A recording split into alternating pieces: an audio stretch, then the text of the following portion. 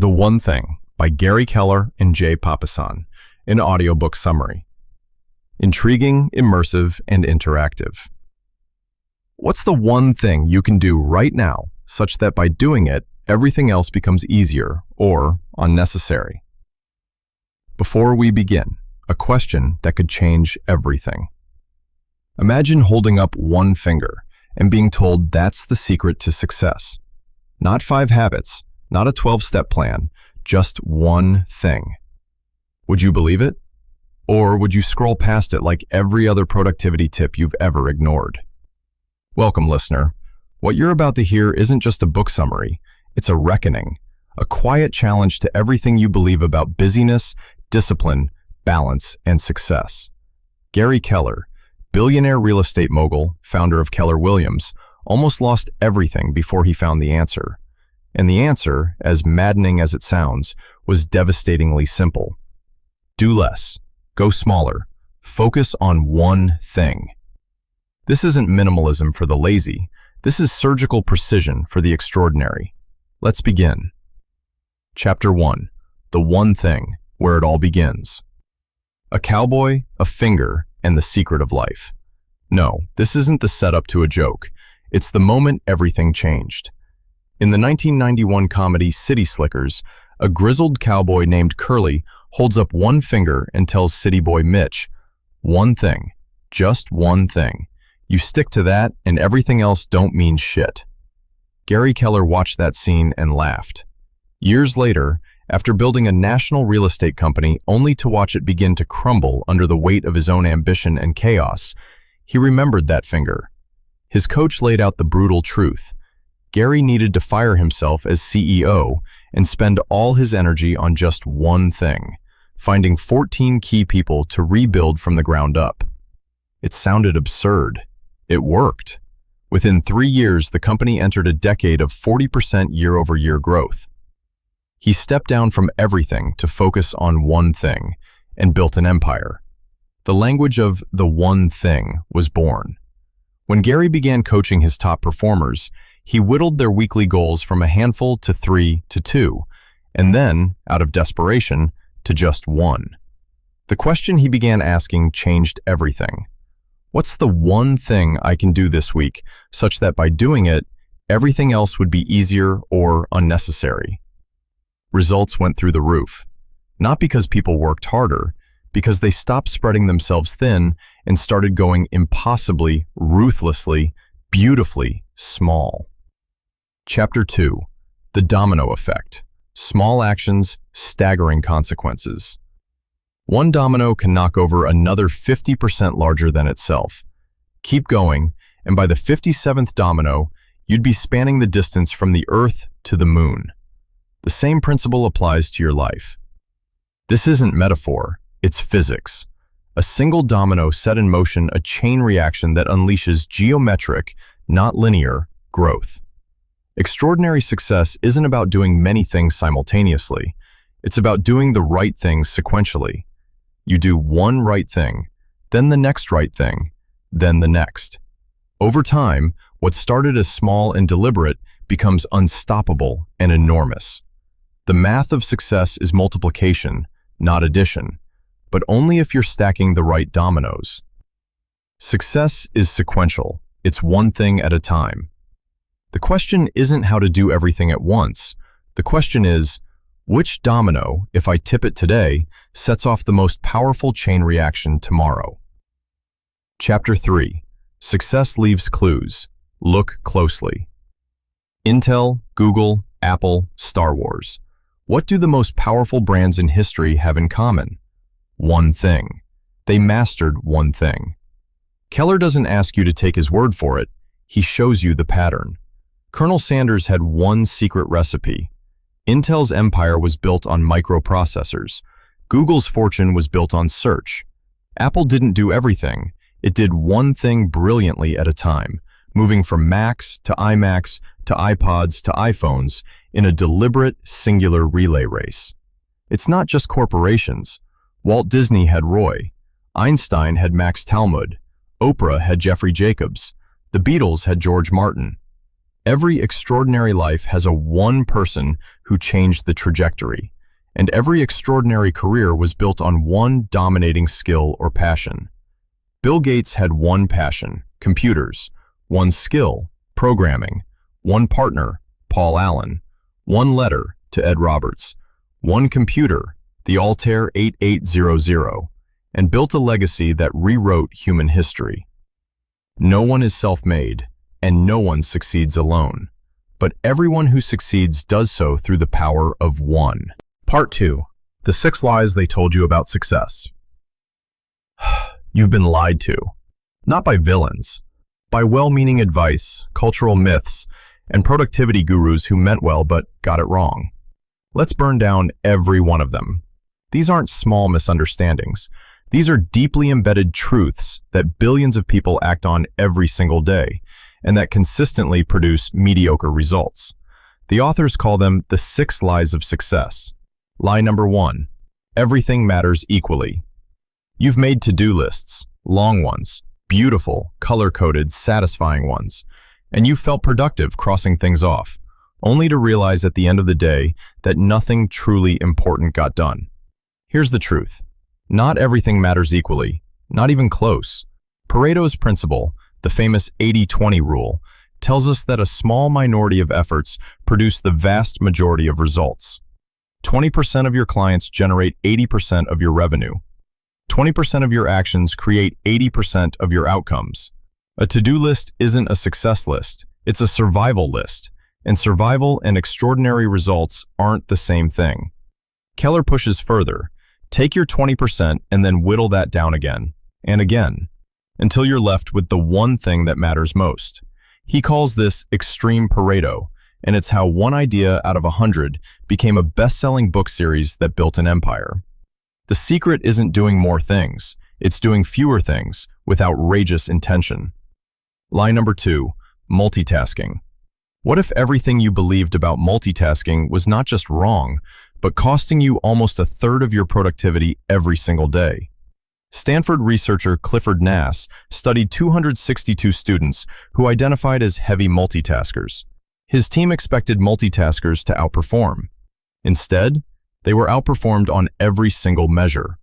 Nass concluded, multitaskers were just lousy at everything. Multitasking isn't a skill.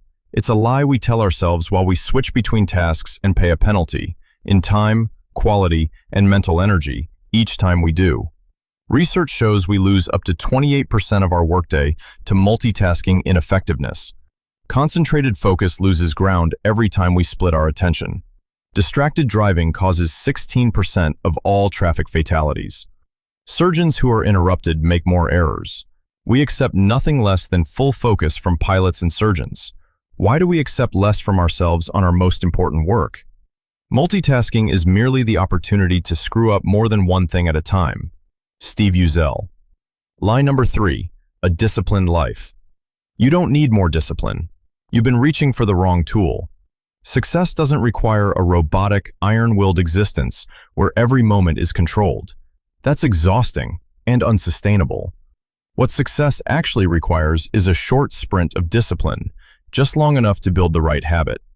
Michael Phelps won 18 Olympic gold medals. His kindergarten teacher told his mother he would never be able to focus on anything. The secret? Phelps applied one powerful habit, swimming daily, and sustained it until it became automatic. He wasn't disciplined, he was habitual. University of London research found that habits take an average of 66 days to form, not the 21 days you've been told. But here's the extraordinary payoff. Once a habit locks in, your discipline is freed. Other areas of your life begin to improve almost automatically. One powerful habit creates a halo of positive change. You don't need a disciplined life. You need powerful habits, and just enough discipline to build them. Lie number 4. Willpower is always on will call. Imagine your willpower as a phone battery. Every decision, every temptation resisted, every distraction managed. It drains the bar. By afternoon, you're running on red. What happens when your most important work waits until you're empty? The famous marshmallow test proved it. Children with higher willpower, the ability to delay gratification, had better academic results, better health outcomes, and greater life success decades later. Willpower is wildly important, but willpower is a limited, finite resource. Stanford studies show that even memorizing a 7-digit number instead of a 2-digit number depletes enough willpower to cause people to make worse food choices. Israeli parole judges grant parole 65% of the time in the morning and nearly 0% by end of day. Not because prisoners changed, because judges ran out of mental fuel. Do your most important work first, when willpower is fully charged. Protect it like the precious, exhaustible fuel it is. Eat well, sleep deeply, and schedule your one thing at the beginning of your day, before the world has a chance to drain your resolve. Lie number 5, a balanced life. Balance is a beautiful lie. The things that matter most in life have never been achieved by someone who played it perfectly down the middle. Magic happens at the extremes, not in the middle. The Mona Lisa didn't emerge from balance, neither did the iPhone, neither did any Olympic medal, breakthrough company, or masterwork of literature. Keller doesn't tell you to abandon your personal life. He tells you to counterbalance, intelligently. In your professional life, you need long stretches of imbalance, deep, focused time on your one thing. In your personal life, you need short cycles of attentiveness, never letting too much time pass before reconnecting with health, family, and relationships. The glass balls of life, family, health, friendships, integrity, will shatter if dropped. The rubber ball, work, will bounce back. Know which is which. Then choose where to place your focus, and for how long. An extraordinary life is a counterbalancing act, not a balancing one. Lie number 6, big is bad. What if the greatest tragedy of your life isn't that you dreamed too big, but that you dreamed too small and never even noticed? Fear of big is perhaps the most insidious lie of all. It masquerades as humility. It whispers, be realistic. It keeps you playing small while a bigger version of yourself waits, quietly, just beyond your comfort zone. Sabir Bhatia arrived in America with $250 in his pocket and a vision to build the fastest growing business in history. He created Hotmail. Microsoft paid $400 million for it. What set him apart, according to his mentor? The gargantuan size of his dream. No one knows their upper limit. No one. So why pick a small ceiling?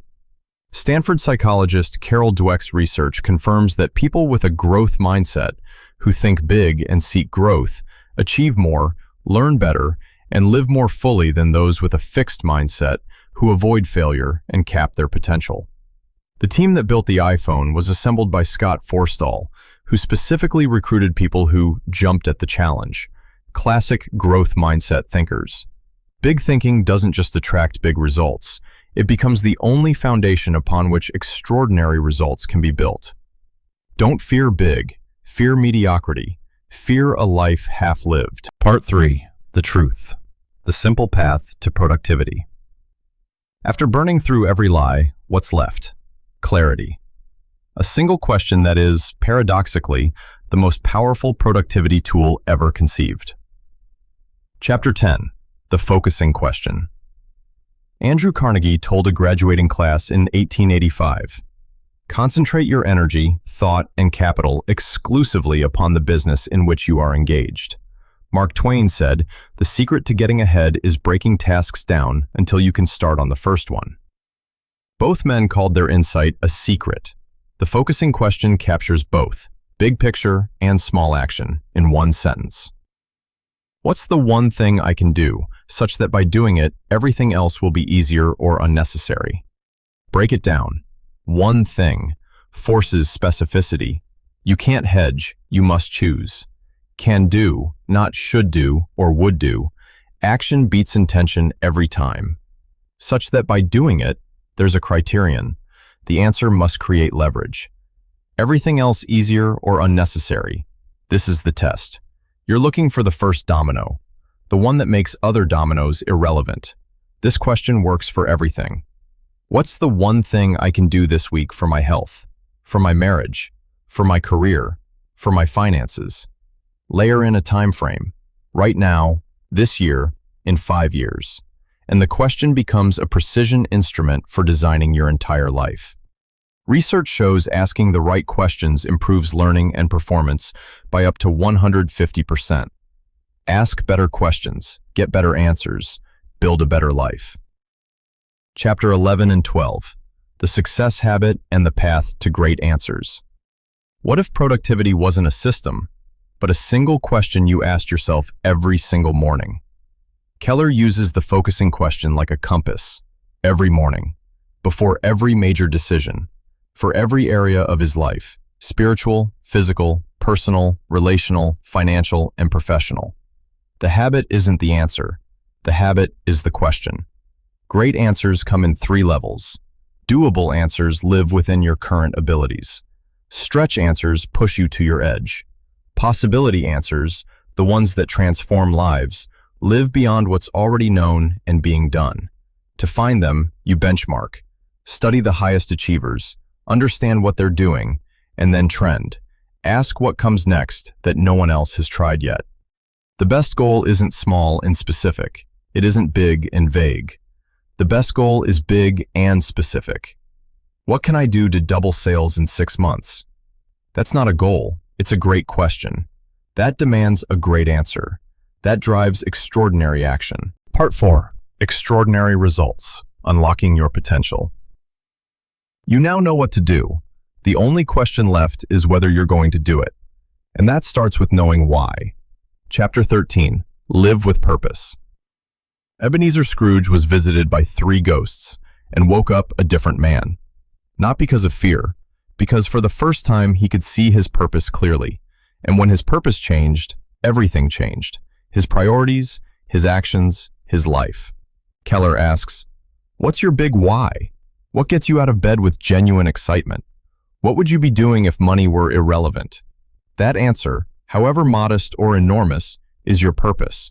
And purpose is the ultimate GPS. Dr. Martin Seligman, past president of the American Psychological Association, found that the 2 greatest contributors to lasting happiness are engagement and meaning, not pleasure, not achievement. Happiness happens on the way to fulfillment. It's not the destination. It's what you feel when you're moving towards something that matters. Life isn't about finding yourself. Life is about creating yourself. George Bernard Shaw.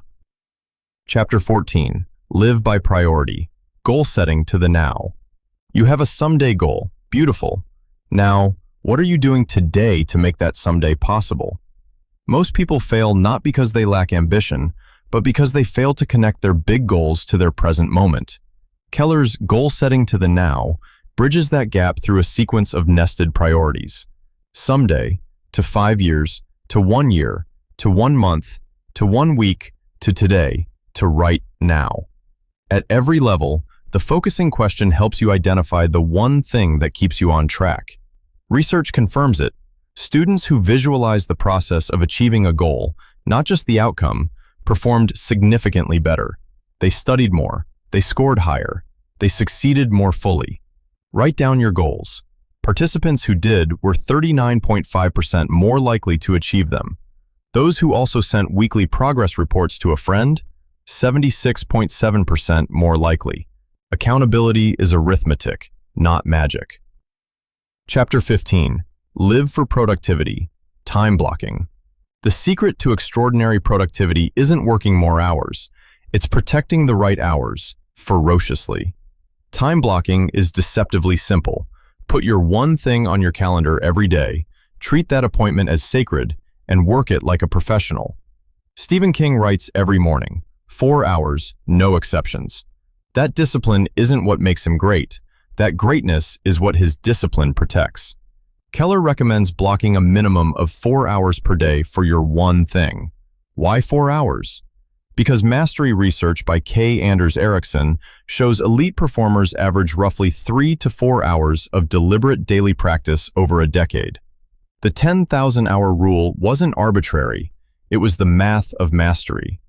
Time block in this order. First, block your time off. Vacations, weekends. This tells your brain success is already assumed. Then, block your one thing. Finally, block your planning time. The weekly session where you connect your present actions to your future goals. Jerry Seinfeld's method. Every day he worked on his craft, He put a red X on the calendar. His only job? Don't break the chain. The chain is your life.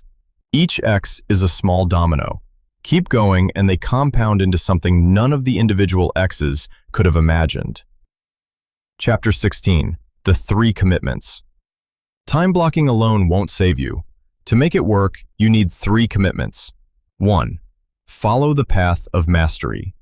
Mastery isn't a destination, it's a mindset. It means giving your best to become the best, not once, but continuously, as an ever-refining apprentice.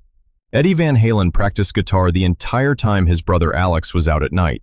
And still, when Alex came home, Eddie was still playing. 2. Move from E to P. Most people approach their work entrepreneurially, with natural talent and raw energy. But when they hit a ceiling, they stay stuck. The purposeful approach asks, what's the best possible way to do this? What models, systems, or relationships could take me further? P always beats E in the long run. 3. Live the accountability cycle. Own your outcomes. If extraordinary results are what you want, victimhood won't get you there. Every challenge is data. Every setback is information. The accountable person asks, what can I do? The unaccountable person asks, who can I blame? One of these people achieves extraordinary results. The other one wonders why they never do. Find a coach. Elite performers virtually never achieve mastery without one. Chapter 17. The 4 Thieves of Productivity. You've built the perfect system. Now meet the 4 criminals lined up to steal it. Thief 1. Inability to say no. Steve Jobs returned to Apple in 1997 and reduced 350 products to 10. That's 340 no's. He was as proud of what Apple didn't build as what it did. Every yes you give to something that isn't your one thing is a quiet no to your most important work. Learn to say no respectfully, promptly, and consistently. It's not selfishness, it's strategy. Thief 2. Fear of chaos. When you go deep on your one thing, other things pile up. Emails unanswered, requests unmet, colleagues slightly impatient. This is not failure. This is the cost of extraordinary focus. Accept it. The mess is temporary. The results are permanent. Thief 3. Poor health habits. High achievement requires high energy. Sleep 8 hours. Eat well. Exercise. Meditate. Connect with loved ones. These aren't luxuries for successful people. They are the infrastructure of success. If you don't take care of your body, where will you live? Thief 4. An unsupportive environment. The people you surround yourself with shape your standards, your habits, and your ambitions. A Harvard study showed that having an obese close friend increases your own obesity risk by 57%. The same peer influence dynamic applies to motivation, excellence, and success. Design your environment intentionally. Let go of people who drag you toward mediocrity. Find those who challenge you toward greatness. Chapter 18. The Journey. A final word. One life. Finite hours. Infinite possibilities. Only one path leads to extraordinary. Keller closes not with a system or a checklist, but with a philosophy. The one thing isn't a trick. It's a truth. It's the way that achievers have always worked. They just didn't have a name for it. You now have the name. You have the question. You have the framework. The lies have been dismantled. The path is clear. The only remaining question, the only one thing left, is whether you're ready to go small enough to get big. Whether you're willing to say the hard no's so you can say the one earth-shaking yes. Whether you're willing to put 4 focused hours on the one thing that matters most, every day, until the chain of X's builds something none of the individual days could have imagined. What's the one thing you can do today, such that by doing it, everything else becomes easier or unnecessary? Don't answer it vaguely. Don't answer it safely. Answer it honestly, boldly, and with the full weight of your one irreplaceable life behind it. Then go do that thing. The one thing at a glance. The core question. What's the one thing I can do, such that by doing it, everything else will be easier or unnecessary? The 6 lies. Everything matters equally. Multitasking. A disciplined life. Willpower is always on will call. A balanced life. Big is bad. The truth. Ask the focusing question. Find a great answer. Time block your one thing. Protect it ferociously. The 3 commitments. Follow the path of mastery. Move from E to P. Live the accountability cycle. The 4 thieves. Inability to say no. Fear of chaos. Poor health habits. Unsupportive environment. The formula. Purpose to priority to productivity to extraordinary results. This summary was crafted for immersive audiobook listening. For the full experience, read The One Thing by Gary Keller and Jay Papasan.